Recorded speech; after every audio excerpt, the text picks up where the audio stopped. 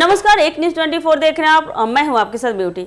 देखिए, मुख्यमंत्री नीतीश कुमार के पुत्र निशांत कुमार अब राजनीति में अधिक सक्रिय भूमिका निभा रहे हैं और अपने पिता के समर्थन में खुलकर सामने आ गए हैं।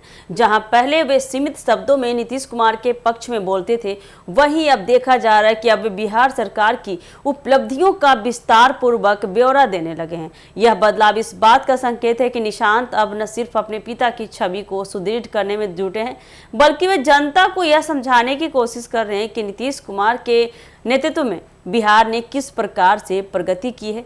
हाल ही में बात करें तो एक शादी समारोह में मीडिया से बातचीत करते हुए निशांत कुमार ने राज्य सरकार की विभिन्न क्षेत्रों में की गई उपलब्धियों को आंकड़ों सहित प्रस्तुत किया।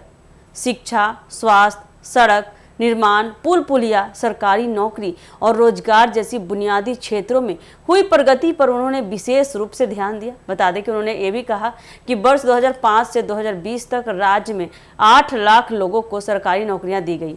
यह एक महत्वपूर्ण आंकड़ा है, क्योंकि इससे पहले बिहार में सरकारी नौकरी की प्रक्रिया अक्सर भ्रष्टाचार और धीमी गति का शिकार रही थी। वही निशांत ने यह भी बताया कि 2020 के विधानसभा चुनाव में मुख्यमंत्री नीतीश कुमार ने 10 लाख नौकरियां और 10 लाख रोजगार देने का वादा किया था। उन्होंने दावा किया है कि यह वादा न केवल पूरा किया गया, बल्कि उससे भी अधिक संख्या में लोगों को नौकरी और रोजगार प्रदान किया गया है। यह बयान कई मायनों में महत्वपूर्ण है, क्योंकि बेरोजगारी आज के युवाओं के लिए सबसे बड़ी चिंता का विषय बन गया है। अगर यह दावा वास्तविकता पर आधारित है तो यह नीतीश कुमार सरकार की एक बड़ी उपलब्धि मानी जा सकती है। शिक्षा के क्षेत्र में भी बिहार सरकार ने कई अहम कदम उठाए हैं। जबकि बता दें कि छात्रवृत्ति योजनाओं से लेकर साइकिल योजना तक राज्य सरकार ने गरीब और पिछड़े वर्ग के छात्रों को मुख्य धारा में लाने के लिए अनेक योजनाएं चलाई।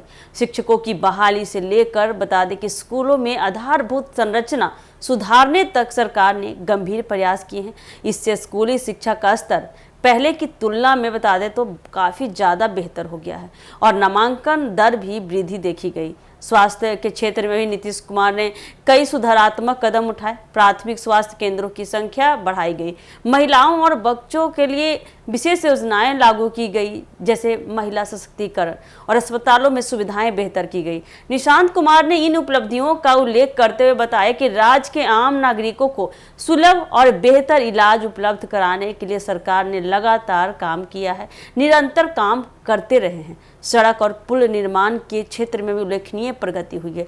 बिहार की सड़कें जो कभी गड्ढों और धूल से भरी रहती थी, अब बेहतर कनेक्टिविटी प्रदान कर रही है। नए पुल पुलियों के निर्माण से दूर दराज के क्षेत्रों को मुख्य सड़कों से जोड़ा गया है, जिससे बता दें कि ग्रामीण अर्थव्यवस्था को बल मिला है और आवागमन आसान हुआ है। सरकारी नौकरियों और रोजगार के अवसरों की बात करें तो यह मुद्दा चुनाव में हमेशा चर्चा का केंद्र रहा है।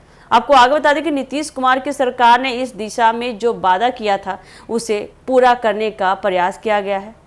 इसके तहत युवाओं को कौशल विकास कार्यक्रमों से जोड़कर उन्हें स्वरोजगार के लिए तैयार किया गया। विभिन्न विभागों में नियुक्तियों की प्रक्रिया तेज की गई और पारदर्शिता सुनिश्चित की गई। निशांत कुमार द्वारा सरकार की इन उपलब्धियों को सार्वजनिक रूप से रखना इस ओर भी इशारा करता है कि वे राजनीति में अपनी भूमिका को धीरे धीरे विस्तार दे सकते हैं। अब वे सिर्फ पिताजी ने विकास किया है कहने तक सीमित नहीं है, बल्कि बता दें कि तथ्य और आंकड़ों के साथ अपनी बात रख रहे हैं।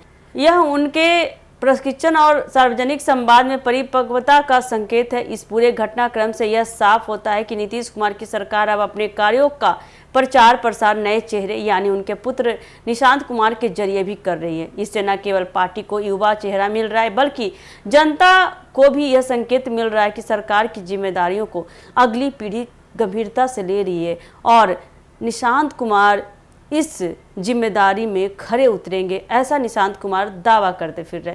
तो आगे देखना है, काफ़ी दिलचस्प होगा कि क्या निशांत कुमार अपने पिता के कदमों पे चल पाते हैं या नहीं।